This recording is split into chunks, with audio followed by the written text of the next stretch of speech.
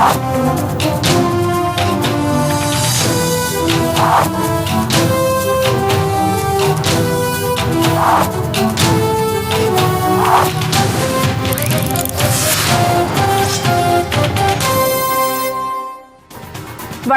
Captain தொலைக்காட்சிக்காக இரவு செய்திகளை வழங்குவது செம்மலர் ரமேஷ். முக்கிய செய்திகள். வரும் சட்டமன்ற தேர்தலில் 234 தொகுதிகளிலும் தேமுதிக தனித்து போட்டி.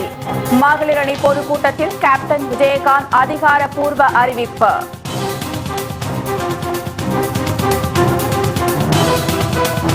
மக்கள் பிரச்சினை மற்றும் ஜெயலலிதாவை பற்றி விமர்சிக்க ஊடகங்கள் தயங்குவது ஏன்? தேமுதிக தலைவர் கேப்டன் விஜயகாந்த் கேள்வி.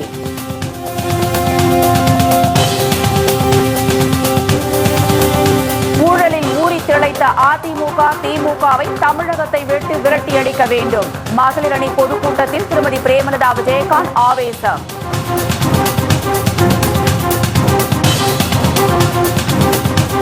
சொத்து குவிப்பு வழக்கில் ஜெயலலிதாவின் விடுதலையை ரத்து செய்து தண்டனையை உறுதி செய்ய வேண்டும். உச்சநீதிமன்றத்தில் நடந்த இறுதி வாதத்தில் கர்நாடக அரசு தரப்பு வலியுறுத்தல்.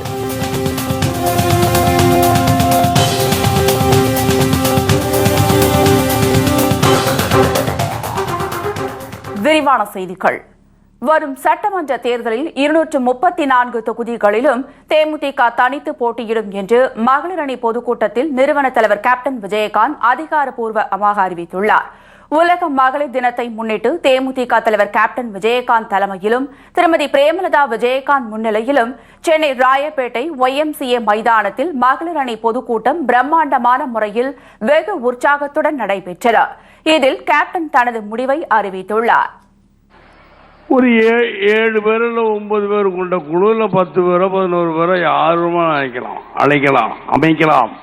அந்த குழு எது கூட்டணி, நீங்க கூட்டணி குழுவா அப்படின்னு இல்ல, சுதீஷ் அவர்கள் தலைமை, LK சுதீஷ் அவர்கள் தலைமையில் என்னுடைய பொருளாளர் இளங்கோ அவர்கள், கொள்கை பொறுப்பு செயலாளர் சந்திரகுமார் அவர்கள், தலைமை செயலாளர் பார்த்தசாரதி அவர்கள், யார் நீங்க முன்னாடி போட்டாலும் பின்னாடி போட்டாலும் எனக்கு கவலை இல்லை. என்னுடைய ப்ரொஃபசர் ரவீந்திர அவர்கள், அதே போல மாவட்ட செயலாளரான அழகாபுரம் மோகன்ராஜ் அவர்கள், வெங்கடேஷ் அவர்கள், இவர்கள் 7 பேரும் உட்கார்ந்துதான் 7 பேர் உட்கார்ந்துதான் நீங்கள் உங்களுடைய வேட்பாளர்கள் யார் யார் என்று எனக்கு கொடுக்க வேண்டும். ஏன்னா எனக்கு வேலைகள் நிறையா இருக்கும். இதே வேலையில் வேட்பாளர் யாரும் தேர்ந்தெடுக்க வேண்டியெல்லாம் உங்கள் உறுப்பினை விட்டுருக்கிறேன். எதற்கான அவங்கவுங்க மாவட்டத்தில் இன்றைக்கே 3 மணிக்குள்ள தேர்தல் அதிகாரிகள் அதை கொடுங்க இதை கொடுங்கிறாங்க. நான் தெரியாமல் இருக்கிறேன். விஜயகாந்துக்கு பேச தெரியாது, பத்திரிகையில் எழுதுறது. விஜயகாந்துக்கு ஏதோ வளர்றாரோ பேச தெரியாது, அவர் வளரிக்கிட்டே இருக்காரு. என்ன வளர்றேன்? என் கட்சியை பற்றி எனக்கு தெரியும். எப்படி கொண்டு போகணும், இவ்வளோ தூரம் மகளிர் கூட்டம் எப்படி வந்துச்சு, எப்படி கொண்டு போகணும்னு எனக்கு தெரியும். நீங்கள் யாரும் எனக்கு பாடம் சொல்லி கொடுக்க வேண்டாம் என்று தயவுசெய்து சொல்லி கிழுகிறேன். ஏனென்றாலும் இவங்க சொல்லுவாங்களே, என் தொண்டர்களை இவங்களை வழி நடத்துனாங்க இவ்வளவு நாள் வரைக்கும். ஆக பத்திரிகை நண்பர்கள் உங்களை தரக்குறவாக சொல்லவில்லை, பொதுவாக சொல்றேன். இவங்க சொல்றாங்களா, இல்லை அதுங்க இதுங்க எப்படிங்க இப்படி போறாரா அப்படி போறாரா, பணம் வாங்குறாரா, ரேட்டு கூட வாங்குறாரா, இல்லை சீட்டு கூட வாங்குறக்கா. எனக்கு சீட்டும் கூட வாங்கலை, இது வாங்கலை. இன்னைக்கு கூட்டணியை பற்றி பின்னாடி சொல்லணுமா இல்லை முதலே சொல்லணுமா? பின்னாடியே சொல்கிறேன். பின்னாடி சொன்னால் அவங்களாம் போயிடும், பின்னாடி சொன்னால் தான் இருப்பாங்க, முன்னாடி சொன்னால் அவங்களாம் போயிடுவாங்கனாலும் சொல்ல மாட்டேன். பத்திரிகை நண்பர்களே, நீங்கள் எல்லாம் உட்காந்துருக்கணும். இல்லைனா விஜயகாந்த் கூட்டணியை பற்றி சொல்லுவாரா நீங்களாக ஒரு கற்பனை. விஜயகாந்த் இன்னைக்கு அநேகமாக கூட்டணியை பற்றி சொல்லாட்டி என்ன பண்ண போறீங்க? இல்லையா? சொல்லாட்டி என்ன பண்ண போறீங்க? ஒன்றும் பண்ண போற, வழக்கம் போல குழப்பம் தான் வருங்க. விஜயகாந்த் எனக்கு எந்த வித குழப்பமோ எதுவும் இல்லை. உதாரணத்துக்கு சொல்ல போனால் எனக்கு ஒன்றும்லாம் தெளிவாக தான் இருக்கேன். ஏன்னா உங்களுக்கு என்னைக்கு அதாவது விவாத மேடைன்னு ஒன்று வைக்கிறாங்க. சில பல அதாவது விவாத மேடை, அந்த விவாத மேடையில் சில பல டிவியில் வைக்கிறாங்க. டிவின்னு தான் எனக்கு வருது. தமிழில் சொல்லலான்னு பார்த்தேன், அன்னை மொழி காப்பான திம்மொழியும் கற்போங்கிறனால தமிழில் எனக்கு வரல. திடீரென்று வரவில்லை. வேற ஒன்றும் இல்லை. டிவியில் சின்னத்திரைன்னு சொல்லுவாங்க சில நேரத்தில், தமிழில் சொன்ன சின்னத்திரைம்பாங்க, டிவின்னா தானே உங்களுக்கு புரியும். ஆக டிவியில் இருக்கிறவங்கள விவாத மேடைன்னு வச்சுருப்பாங்க. விவாத மேடையில் என்ன சொல்லுவாங்க, இது வரைக்கும் பார்த்தீங்கன்னா ஜெயலலிதாவை பற்றி எதுவுமே சொல்ல மாட்டாங்க. ஜெயலலிதா ஷூட் கேஸ் கொடுக்கலாம், வருஷம் ஒவ்வொரு டிவிக்கும் எழுவு. அதனால் இவங்களும் எழுத மாட்டாங்க, பத்திரிகை நம்பர் எழுத மாட்டாங்க, எல்லாத்தையும் விலைக்கு வாங்கி வச்சுக்கிறது இந்த அம்மா. அதைத்தான் நான் சொல்லுகிறேன், கண்டிக்கிறேன் தவறு என்று. உண்மை எங்க வேத மேடையில் இன்னைக்கு வரைக்கும் இவங்களை ஏதாவது ஜெயலலிதாவை பற்றி 5 வருஷமா ஒரு 110 விதிங்களை 385 இது பண்ணாங்களே, ஏதோ அறிக்கை 825 ரொம்ப பெருசாக பேசுனாங்க, என்ன நிறைவேற்றிருக்காங்கன்னு கேட்கணும் வேண்டும். விவாத மேடையில் வச்சோமே அப்படிம்பாங்க. என்ன ஒரு நாள் வச்சுட்டு விட்டா போதுமா? அதாவது இவங்க பாருங்களேன், ஜெயலலிதா சொன்னார், அதான் அவசர செய்தி பிரேக்கிங் நியூஸ்னு ஒன்று போட்டுக்கிட்டே இருப்பாங்க மாதிரி சும்மா போடுவாங்க. தேமுதிகான்னு உங்களை சொல்லுங்க பாப்பா, தேசிய முற்போக்கு திராவிட கழகம்னு சொன்ன சுட்கேஸ் வராட்டி என்ன பண்ணுறது? அதற்கு பயம்தான் தேசிய முற்போக்கு திராவிட கழகங்கிற கட்சி சொல்ல மாட்டேன். அப்புறம் கட்சியை சொல்லும் போது நான் ஏன் டிவியோ மற்ற பத்திரிகை நம்மளோட குறை சொல்லணும்? எல்லாருமே ஜெயலலிதாவுக்கு இன்னும் பயப்படுறாங்க. பயப்படாதீங்க, துணிச்சல் வேணும். ஆம்பளை என்றால் துணிச்சல் இருக்கும். உங்கள்கிட்ட இருக்கா? இல்லையே. இல்லை, உங்கள் முதலாளிகிட்ட இருக்கணும். ஆம்பளை தானே உங்கள் முதலாளி, இல்லை பெண்களா? ஏன் இதை சொல்லுகிறேன் என்றால்னா, இன்னைக்கு எல்லாரும் குனிஞ்சு கும்பிடுறாங்களே. என் மனைவி இது சொன்னபடி காஞ்சிபுரத்தில் சொன்னாங்களே, தைரியம் இருந்தால் உங்கள் வீட்டில் கூட நீங்கள் கேட்க மாட்டீங்க அப்படின்னு நான் சொல்கிறேன். வீட்டு பொம்பளைகிட்ட நீ குனிஞ்சு கும்பிடு, அம்மா சாப்பாடு போடுங்க அப்படின்னு சொல்லி பாருங்களேன். சொல்லுவீங்களா? சொல்ல மாட்டீங்களே, உயிம்பீங்களே. ஏன் அப்படி சொல்ல மாட்டேங்கிறீங்க? அதைத்தான் நான் சொல்லுகிறேன் மக்களை. இவங்க ஜெயலலிதாவுக்கு சால்ராடிக்குத்தான் லாயக்கானோம். அதற்காகத்தான் இந்த கோளாறுலாம் சொல்லுகிறேன். விஜயகாந்த் கோர்வையாக, முதல்ல சொல்றேன், கோர்வையாக பேச தெரியாது விஜயகாந்துக்கும்பாங்க. எப்போ சொல்றீங்க அது இப்போ சொல்றீங்க, இதுக்கு முன்னாடி சொல்ல பேச தெரியாது, முன்னாடி பேசி நீங்களா தான் கோர்வை எழுதிக்கிறீங்க. அது அதற்காக நன்றி. ஏன் இதெல்லாம் சொல்லுகிறேன்? விஜயகாந்துக்கும் எனக்கும் உங்களுக்கு தனிப்பட்ட கருத்து சண்டை எதுவுமே கிடையாது. ஏனென்றால் தேவையில்லாத ஒரு சண்டையை நீங்கள் எழுத்தீங்க. அந்த சண்டைக்கு என்ன கிடைச்சது? என்னுடைய தொண்டர்களாம் சிறைச்சாலைக்கு போனதான் மிச்சம். அதை திரும்ப போட்டால் தான் மிச்சம். அதனால் நான் எந்த டிவிக்கும் எதற்கும் பேட்டி கொடுக்கல. என்கிட்ட பைட் எடுக்காதீங்கன்னு முதலே சொல்கிறேன். அது மாதிரி இப்பவும் சொல்கிறேன், என்கிட்ட பைட் எடுக்காதீங்க, நான் பைட்டு கொடுக்க மாட்டேன். ஏன்னா அவார்டு போயிடும்.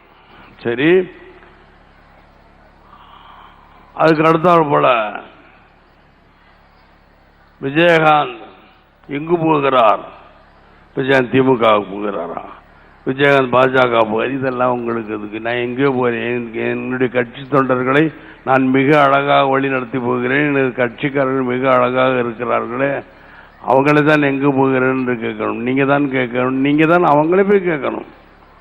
அதை விட்டு விஜயகாந்துக்கு தெரியல. விஜயகாந்த் உடனே இவங்க ஒரு 2 பத்திரிக்கையாரங்க, யார் இவங்க, ஒருத்தவங்க அதிமுகவுக்கு சப்போர்ட்டாக, ஒருத்தர் திமுக. இவர் என்னங்க சொல்லவே மாட்டேங்கிறார். எந்த பக்கம் போறாரு, எந்த பக்கம் போறாருன்னு சொல்லணுமா? சொல்லுங்க பாப்போம்.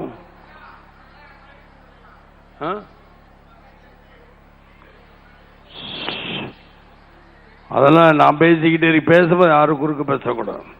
அதெல்லாம் சொல்லுவாங்க. ஏனென்றால் இவங்க ஏதோ நம்ம டிவி ஒருத்தர் இன்னைக்கு சொல்லிக்கிட்டு இருக்கும் பொழுது ஒருத்தர் ஒரு கருத்து சொன்னால் உண்மை வரவிருக்கிறேன். 3 பேர் பிடிக்குமா, 3 பேர் பிடிக்காதம்பாங்க. இதைத்தான் நியூஸ் சேனல் பத்திரிகை நம்பர்களும் இதை எடுத்து போட்டுக்கிட்டு இருக்க காரணம், இன்னைக்கு உங்களை எல்லா பத்திரிகையிலும் எல்லா ஊடகங்களும் உங்களை பற்றி எழுதுகிறார்களே, ஏன் ஜெயலலிதா பற்றி எழுதவில்லை தான் என்னுடைய கேள்வி. இதே அளவுக்கு ஜெயலலிதா பற்றி எழுதலாமே. ஜெயலலிதா என்ன மக்களுக்காக செஞ்சார்கள்? மக்களுக்கு எதுவும் செய்யவில்லை. ஏதோ டிவிக்கும் பத்திரிக்கையும் இப்போ சூட்கேஸ் கொடுக்குறான், இப்போ மிரட்டிக்கிட்டு இருக்காங்களே, காவல்துறையை வச்சுக்கிட்டு இருக்கனால நீங்கள் பயந்துக்கிட்டு இருக்கீங்க. பயப்படாதீர்கள். எத்தனை நாளைக்கு தான் பயப்படுன்னு பார்த்துக்கொள்வோம். ஆக ஏனென்றால் நான் எனது கட்சி தொண்டர்கள் இவ்வளோ பத்திரிகை நண்பர்கள் எல்லாம் வந்ததனால சொல்லுகிறேன், விஜயகாந்த் தனியாகத்தான் இந்த தேர்தலை சந்திக்க போகிறேன் என்பதை தெளிவாக சொல்லுகிறேன். ஊழலில் ஊறி திளைக்கும் அதிமுக திமுக கட்சிகள் தமிழகத்தை விட்டு விரட்டியடிக்கப்படும் என்று திருமதி பிரேமலதா விஜயகாந்த் தெரிவித்துள்ளார். சென்னை ராயப்பேட்டையில் உள்ள YMCA மைதானத்தில் நடைபெற்ற தேமுதிக மகளிரணி பொதுக்கூட்டத்தில் கலந்து கொண்டு பேசிய திருமதி பிரேமலதா விஜயகாந்த் பெண்களின் பெருமைகளை பட்டியலிட்டார். பன்னீர்செல்வம், பிரஸ், போலீஸ் ஆகியவற்றை வைத்து மட்டுமே ஜெயலலிதா ஆட்சி நடத்தி வருவதாக தெரிவித்தார். தேர்தலை கருத்தில் கொண்டு பெண்களுக்கு 50% இடஒதுக்கீடு தருவதாக ஜெயலலிதா பெண்களை ஏமாற்றி வருவதாக தெரிவித்தார். ஜெயலலிதா என்றாலே மாயை என்ற நிலையை உருவாக்கி வைத்துள்ளதாக தெரிவித்த அவர், அந்த மாயை வரும் சட்டமன்ற தேர்தலில் வெறும் பூஜ்ஜியமாக மாறும் என்றும் திருமதி பிரேமலதா விஜயகாந்த் உறுதிபட தெரிவித்தார். இன்னைக்கு ஜெயலலிதா அவர்களை நீங்க பாத்தீங்கன்னா எல்லாமே முதல்ல அவங்க ஆட்சி செய்தது பீய வச்சு. ஒண்ணு, அவங்க ஆட்சி அவலத்தை பார்த்து ரோட்ல போராட்டம் பண்ணும்போது போலீஸை வச்சு தடுத்து சட்டம் ஒழுங்கை கொண்டு வருவாங்க. அதே மாதிரி பத்திரிகையாளர்களை வச்சு இந்த அம்மாவுடைய ஆட்சி சாதனை ஆட்சி நடப்பது போல ஒரு பிரம்மையை ஏற்படுத்துவாங்க. அடுத்தது பன்னீர்செல்வத்தை வச்சு தன்னுடைய கட்சி ஒழுங்கா நடக்கிற மாதிரி ஒரு பிரம்மையை உருவாக்குனாங்க. அதுதான் நான் எப்பயுமே சொல்வேன், 3 Pயை வச்சு இன்னைக்கு ஜெயலலிதா அவர்கள் ஆட்சி செய்யறாங்க. ஒன்னு போலீஸ், ஒன்னு பிரஸ், அடுத்தது பன்னீர்செல்வம். ஆனா இப்ப ஜெயலலிதா நடத்தி கொண்டு இருக்கிற ஆட்சி பாத்தீங்கன்னா எல்லாமே நம்பர்களை வச்சு ஆட்சி பண்ணிக்கிட்டு இருக்காங்க. ஒன்னு 110 விதியின் கீழே சட்டசபையில பேசுவாங்க, இல்ல எங்க சட்டம் ஒழுங்கு கொஞ்சம் வரப்போகுதுன்னா உடனே 144, அதாவது அங்க போட்டு உடனே அங்க மக்கள் மூவ்மெண்டே இல்லாம தடுத்துருவாங்க. தமிழ்நாட்டில் பெண்களுக்கு அங்கீகாரம் இன்னும் 33% இன்னும் நிறைவேறாத நிலையில தேர்தல் வரப்போகிறது, பெண்களின் ஒட்டுமொத்த ஓட்டையும் வாங்கணும்ன்ற ஒரே காரணத்துக்காக 50% உள்ளாட்சியில பெண்களுக்கு தருவேன் என்று ஒரு மிகப்பெரிய பொய்யை ஜெயலலிதா அவர்கள், அதுவும் ஆட்சி அதிகாரம் முடிகின்ற தருவாயத்தில் கொடுத்திருப்பதை பார்த்து தமிழகத்தில் இருக்கிற அத்தனை பெண்களுமே எள்ளி நகையாடக்கூடிய ஒரு அறிவிப்பாக தான் இருக்கிறது. தேர்தல் ஆதாயத்திற்காக ராஜீவ்காந்தி கொலை குற்றவாளிகளை விடுதலை செய்ய நடவடிக்கை எடுக்க வேண்டும் என்று மத்திய அரசை ஜெயலலிதா வலியுறுத்தி வருவதாக தெரிவித்தார். மணல் கொள்ளை, கனிம வள கொள்ளை உள்ளிட்டவற்றை அதிமுகவும் திமுகவும் மாறி மாறி செய்து வருவதாக தெரிவித்த திருமதி பிரேமலதா விஜயகாந்த், டிஎஸ்பி விஷ்ணுபிரியா தற்கொலை வழக்கு, மருத்துவக் கல்லூரி மாணவிகள் 3 பேர் தற்கொலை விவகாரம் ஆகியவற்றில் உள்ள உண்மையை நிலையை கண்டுபிடிக்க முடியாத அவல ஆட்சியே நடைபெற்று வருவதாக அவர் தெரிவித்தார். ஜெயலலிதா என்றாலே மாயை, மாயை, அந்த மாயை உருவாக்கி வச்சிருக்காங்க. அந்த மாயம் இன்னும் எத்தனை நாளைக்கு நிலைக்க போகிறது? அந்த சாயம் வெளுத்து ஜெயலலிதா என்ற மாயம் ஒன்றும் இல்லை, அது பூஜ்ஜியம் தான் என்பதை 2016 தேர்தலில் நிச்சயமாக மக்கள் தேர்தல் முடிவுகள் மூலம் ஜெயலலிதாவுக்கு பாடத்தை புகட்டுவார்கள் என்பதை இந்த நேரத்தில் நான் உறுதியாகவே தெரிவித்துக் கொள்வதில் கடமைப்பட்டிருக்கேன். அன்னைக்கு ராஜீவ்காந்தி என்கின்ற ஒரு மாபெரும் தலைவரின் படுகொலை செய்யப்பட்டதனால எம்ஜிஆர் என்கின்ற ஒரு உயர்ந்த மனிதனின் கரிஷ்மாவாலியும் ராஜீவ்காந்தி என்கின்ற மனிதரின் ஆத்மாவாலியும் இன்னைக்கு முதலமைச்சராகி இருக்கும் ஜெயலலிதா அவர்கள் மீண்டும் தேர்தல் நேரம் வரும் பொழுது அந்த ராஜீவ் கொலையாளிகளை இன்னைக்கு மீண்டும் கையில் எடுக்கிறார். அந்த அம்மாவுக்கு வேண்டியதெல்லாம் தேர்தல், ஓட்டுல ஜெயிக்கணும், மீண்டும் ஆட்சியில வந்து உட்காரணும், தமிழ்நாட்டை மீண்டும் சுடுகாடு ஆக்கணும், கோடி ஆயிரம் கோடி ஊழல் செய்யணும். இதுதான் அவங்களுடைய ஒரே அஜெண்டாவே தவிர இதனை தவிர வேற எந்த மாற்றமும் இங்க தமிழ்நாடுல நாம பார்க்கலன்னு சொல்லி எல்லா மக்களுமே இன்னைக்கு வருத்தப்படக்கூடிய நிலைமையில தான் இன்னைக்கு தமிழ்நாடு இங்க வச்சிருக்காங்க. சென்னையில் ஏற்பட்ட வெள்ளத்திற்கு ஜெயலலிதாவே காரணம் என்று குற்றம் சாட்டிய திருமதி பிரேமலதா விஜயகாந்த், இது நிர்வாக திறமையில்லாத ஆட்சியை காட்டுவதாக தெரிவித்தார். வெள்ள நிவாரணத் தொகை 5000 ரூபாய் 40 லட்சம் பேருக்கு வழங்கப்படவில்லை என கருத்து கணிப்புகள் கூறுவதாக திருமதி பிரேமலதா விஜயகாந்த் தெரிவித்தார். இங்க பிளட் வந்தப்போ என்னாச்சு? தண்ணியால சூழப்பட்டு எல்லா மக்களுக்கும் சாப்பாடு கிடைக்கல, போக்குவரத்து இல்ல, மருந்து மாத்திரை இல்ல, கரண்ட் இல்ல, எவ்வளவு இன்னல்களை பட்டாங்க. இதற்கு யார் காரணம்? முழுக்க முழுக்க ஆளும் ஆட்சியை செய்யும் ஜெயலலிதா அவர்கள் தான் இதுக்கு முழு காரணம். ஏன்னா இன்னைக்கு தொடர்பு எல்லைக்கு அப்பால் இருக்கக்கூடிய ஒரு முதலமைச்சரை கொன்ற ஒரு நாடா தமிழ்நாடு மாறி போச்சு. செம்பரம்பாக்க ஏரி ஃபுல் ஆயிடுச்சு, ஏரியை திறந்து விட்டுலாமா வேணாவா என்று அந்த அம்மா கிட்ட பெர்மிஷன் வாங்குறதுக்கே 3 நாள் அதிகாரிகள் காத்து கொண்டிருக்க வேண்டிய நிலைமை ஏற்பட்டதுனால செம்பரம்பாக்கம் ஏரி முழு கொள்ளளவு அடைஞ்சு மிட் நைட், அதாவது நள்ளிரவுல வேற வழியே இல்லாம அன்னைக்கு திறந்து விட்டதனுடைய விளைவுதான் ஒட்டுமொத்த சென்னை சிட்டியே இன்னைக்கு மழையில மூழ்கக்கூடிய ஒரு நிலைமை. குடிசை பகுதியில, தாழ்வான பகுதியில் இருக்கிற அத்தனை மக்களுமே இன்னைக்கு தங்களுடைய உடைமைகளை இழந்து, வீடுகளை இழந்து, எல்லாத்தையும் இழந்து இன்னைக்கு நிர்கதியா நிற்கிறாங்க என்றால் அதற்கு ஒரே காரணம் நிர்வாக திறமை இல்லாத ஜெயலலிதா அவர்களுடைய ஆட்சிதான் என்பதை பெண்களாகிய நீங்கள் முதல்ல உணரணும். இலவச பொருட்கள் கொடுக்கிறோம் என்று யாராவது சொன்னால் அங்கே சென்று தன்மானத்தை விட்டு பொருட்களை வாங்க வேண்டாம் என திருமதி பிரேமலதா விஜயகாந்த் கேட்டுக் கொண்டார். மக்களை வறுமையில் வைத்திருந்து தங்களை மேம்படுத்திக் கொள்வதே அதிமுக, திமுக கட்சிகளின் எண்ணம் என்று தெரிவித்தார். எனவே இலவசங்களுக்கு முற்றுப்புள்ளி வைக்க வேண்டியது தேமுதிகவின் கடமை என்றும் அவர் தெரிவித்தார். ஒரு இடத்துல ஜெயலலிதாவுடைய பிறந்த நாளுக்காக இலவசமாக புடவை வழங்கப்படும் அப்படின்னு சொல்லிட்டு ஒரு மந்திரி அறிவிச்சாராம். அந்த இடத்துல பாத்தீங்கன்னா ஒரு போர்க்களம் மாதிரி ஒரு 10,000 லேடிஸ் சேர்ந்து போய் ஒருத்தருக்கு மேல ஒருத்தர் ஏறி அடிச்சு முடிய பிச்சு டிரெஸ்ஸ கிழிச்சுக்கிட்டு அந்த இலவச புடவை எப்படியாவது வாங்கணும்னு சொல்லி ஒருத்தர் நீங்க இப்படி போய் ஏன் கஷ்டப்படுறீங்கன்றது உண்மையிலே அன்னைக்கு டிவியை பார்த்து அன்னைக்கு நைட் ஃபுல்லா நான் தூங்கல. இது உண்மை. தாய் குலங்களே, உங்க எல்லாரையும் பார்த்து நான் கேட்டுக்கிறேன், உங்க சகோதரியா, இலவச பொருட்கள் கொடுக்கிறோம் அப்படின்னு சொல்லி யாராவது சொன்னா அங்க போய் தயவு செய்து உங்கள் தன்மானத்தை நீங்கள் இழக்காதீர்கள் என்று உங்கள் எல்லாரையும் பார்த்து நான் தாழ்மையோட கேட்டு, ஒரு 100 ரூபாய் புடவைய அவங்க கொடுக்கிறதுக்காக உங்களை எல்லாம் தன்மானம் இழக்க செய்து இன்னைக்கு அத்தனை தூரம் இழிவுபடுத்தக்கூடிய ஒரு அவல ஆட்சி கொடுக்கிற அந்த புடவை நமக்கு தேவையா என்று நீங்கள் சிந்திக்கணும்.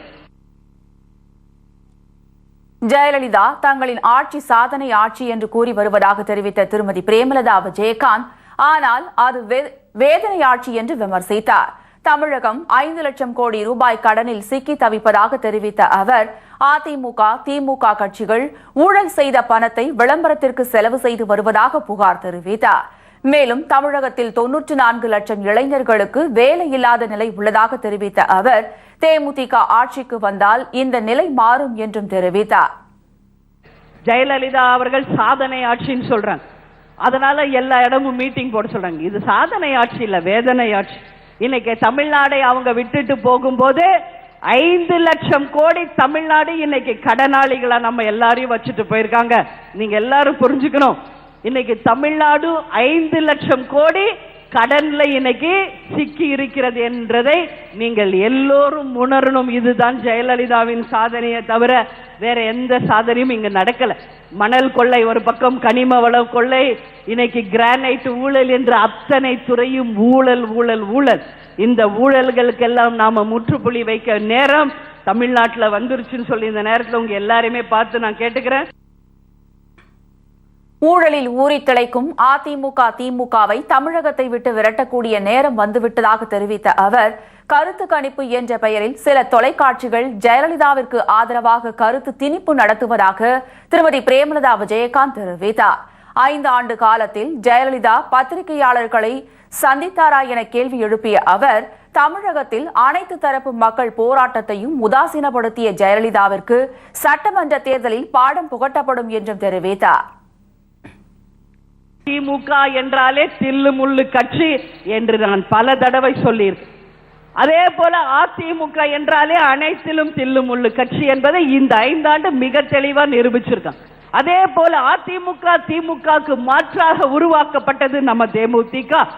இந்த 2 ஊழல் கட்சிகளையுமே தமிழ்நாட்டை விட்டு 50 ஆண்டு காலம் 60 ஆண்டு காலம் ஆட்சி சென்ற இந்த 2 கட்சிகளையும் தமிழகத்தை விட்டு விரட்டக்கூடிய நேரம் தமிழ்நாட்டில் வந்துருச்சு. அந்த நேரத்தை நாம மக்கள் நல்லபடியா பயன்படுத்தி ஒரு மாற்றத்தை உருவாக்கணும்னு சொல்லி உங்க எல்லாருமே பார்த்து நான் கேட்டுக்கிறேன். சமூக ஆர்வலர்கள், பத்திரிகையாளர்கள் சொல்லி யாரோ வந்து உட்கார்ந்து பேசுவாங்க. சரி, இவ்வளவு பெரிய ஆர்வலர்கள் இருக்கிறாங்களே, இவங்க உண்மையிலேயே நல்ல குறிப்பை எடுத்து நல்ல தெளிவான ஒரு கருத்தை தான் சொல்ல போறாங்களாக்கும் அப்படின்னு நான் கூட ஆரம்பத்தில் உட்கார்ந்து பார்த்ததுண்டு. ஆனா இது எல்லாமே ஆளுங்கட்சியினால் நடத்தப்படக்கூடிய செட்டப் அப்படிங்கிறத புரிஞ்சப்பறம் இப்ப நான் பார்க்கறதே கிடையாது என்பதை இந்த நேரத்தை ஒளிவு மறைவு இல்லாம உங்க முன்னாடி சொல்றேன். சட்டமன்ற தேர்தலில் கூட்டணி வைக்க தேமுதிக பேரம் பேசி வருவதாக வெளியாகி வரும் பொய்யான தகவலுக்கு அவர் கண்டனம் தெரிவித்தார். பணத்திற்கு ஆசைப்படுபவர் கேப்டன் அல்ல என்றும் திருமதி பிரேமலதா விஜயகாந்த் கூறினார். தனது உரையின் நிறைவில் காசுக்கு ஓட்டை விற்பதில்லை என பெண்கள் உறுதிமொழி ஏற்றுக்கொண்டனர். உறுதியேற்போம், உறுதியேற்போம். லஞ்சம் ஊழல் இல்லா ஆட்சியை கொண்டு வருவோம். ஏமாற மாட்டோம், ஏமாற மாட்டோம். இலவச பொருட்களை கண்டு ஏமாற மாட்டோம். இழக்க மாட்டோம், இழக்க மாட்டோம். இலவசங்களுக்காக தன்மானங்களை இழக்க மாட்டோம். வாங்க மாட்டோம், வாங்க மாட்டோம். ஓட்டுக்காக காசை வாங்க மாட்டோம். விற்பனைக்கல்ல, விற்பனைக்கல்ல. எங்கள் ஓட்டு விற்பனைக்கல்ல. இங்கு சொல்லப்பட்ட இந்த வாக்கியங்கள் தொலைக்காட்சியில பார்க்கிற அத்தனை பெண்களும் உறுதிமொழியாக ஏற்று வரப்போகும் தேர்தல்ல ஒரு நல்ல ஆட்சியை நாம கொண்டு வரணும். வருமானத்திற்கு அதிகமாக சொத்து குவித்த வழக்கில் கர்நாடக உயர்நீதிமன்ற தனி நீதிபதி குமாரசாமி அளித்த தீர்ப்பை ரத்து செய்து ஜெயலலிதா உள்ளிட்ட 4 பேரின் தண்டனையை உறுதி செய்ய வேண்டும் என்று கர்நாடக அரசின் தரப்பின் இறுதி வாதத்தில் வலியுறுத்தப்பட்டது. வருமானத்திற்கு அதிகமாக சொத்து சேர்த்த வழக்கில் ஜெயலலிதா, அவரது தோழி சசிகலா உள்ளிட்ட கொள்ளை கும்பலுக்கு 4 ஆண்டுகள் சிறை தண்டனையும் 115 கோடி ரூபாய் அபராதமும் விதித்து நீதிபதி குன்ஹா வரலாற்று சிறப்புமிக்க தீர்ப்பளித்தார். ஆனால் இதை எதிர்த்து தாக்கல் செய்த மேல்முறையீட்டு மனுவை விசாரித்த நீதிபதி குமாரசாமி குறைந்த அளவிலேயே ஊழல் செய்திருப்பதாக கூறி ஜெயலலிதா உள்ளிட்ட 4 பேரையும் விடுவித்தார். சொத்து குவிப்பு வழக்கில் ஜெயலலிதாவின் விடுதலையை எதிர்த்து தாக்கல் செய்யப்பட்ட மேல்முறையீட்டு வழக்கு உச்சநீதிமன்றத்தில் இன்று மீண்டும் விசாரணை நடைபெற்றது. நீதிபதிகள் பினாக்கி சந்திரகோஷ் மற்றும் அமிதவ ராய் அமர்வு முன்பு கர்நாடக வழக்கறிஞர் துஷ்யந்த் தவே ஆஜராகி வாதிட்டார். அப்போது சொத்து குவிப்பு வழக்கில் நீதிபதி குன்ஹா துல்லியமாக மதிப்பிட்டு ஜெயலலிதா உள்ளிட்டோருக்கு தண்டனை வழங்கியதாக குறிப்பிட்டார். ஆனால் கர்நாடக உயர்நீதிமன்ற தனி நீதிபதி குமாரசாமி சொத்து மதிப்பை குறைவாக மதிப்பிட்டு தீர்ப்பளித்து ஜெயலலிதா உள்ளிட்டோரை விடுதலை செய்ததாக வாதிட்ட தவே அந்த தீர்ப்பை ரத்து செய்து குற்றவாளிகள் 4 பேருக்கும் தண்டனையை உறுதி செய்ய வேண்டும் என்று வலியுறுத்தினார். ஊழல் புற்றுநோய் போன்ற என குறிப்பிட்ட வழக்கறிஞர் தவே ஊழல்வாதிகளை நீதிமன்றம் தண்டிக்கவில்லை என்றால் அவர்களை தண்டிப்பது யார் என கேள்வி எழுப்பினார். மேலும் ஜெயலலிதா சொத்து குவித்த விவகாரத்தில் மறைக்கப்பட்ட பல உண்மைகளை பட்டியலிட்டு மூத்த வழக்கறிஞர் தவே தம்முடைய இறுதி வாதத்தை நிறைவு செய்தார். இதனையடுத்து இவ்வழக்கின் விசாரணையை வரும் 15ஆம் தேதிக்கு ஒத்திவைத்து உச்சநீதிமன்றம் உத்தரவிட்டது. அன்றைய தினம் ஜெயலலிதா மீதான சொத்து குவிப்பு வழக்கில் தொடர்புடைய 6 நிறுவனங்களுக்கு எதிரான வாதத்தை கர்நாடக அரசு தரப்பில் மூத்த வழக்கறிஞர் PV ஆச்சாரியா முன்வைக்க இருக்கிறார். இத்துடன் செய்திகள் நிறைவடைகின்றன. மீண்டும் செய்திகள் இரவு 10 மணிக்கு. செய்திகளை உள்ளது உள்ளபடி உடனுக்குடன் தெரிந்து கொள்ள நமது கேப்டன் நியூஸ் தொலைக்காட்சியை பாருங்கள். வணக்கம்.